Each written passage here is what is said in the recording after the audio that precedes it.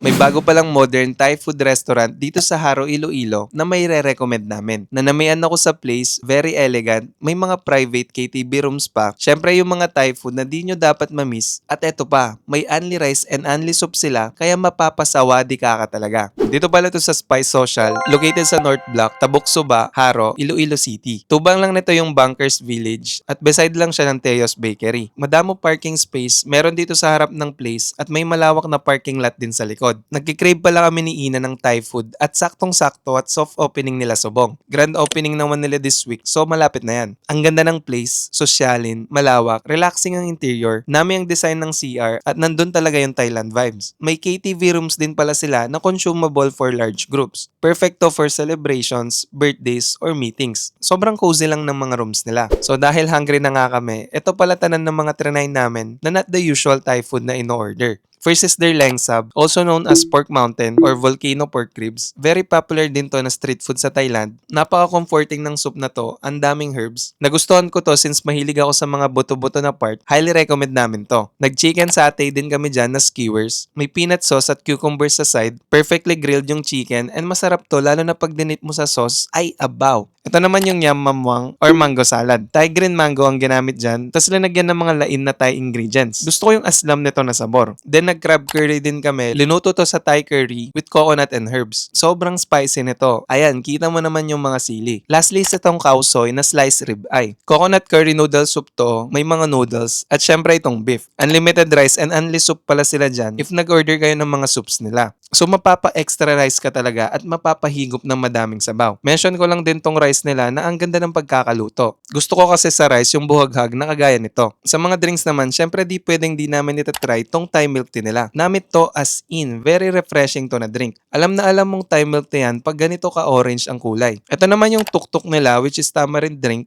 Yes guys, sampalok. Maasim to, sweet, at may onting spice. Parang nalalasahan ko dito yung mga sampalok candy na kinain natin nung bata tayo. Parang ganun. Grabe, sobrang busog namin dyan at halos naubos namin tanan. All in all, nanamitan naman kami sa mga food. Medyo spicy lang talaga yung iba dahil Thai food nga. So if di nyo pa na-try mag-Thai food dito sa Iloilo, then ito yung modern restaurant na may re-recommend namin. Kami pa lang The Hungry Chef. We do food and travel contents. Follow us for more, okay? Bye!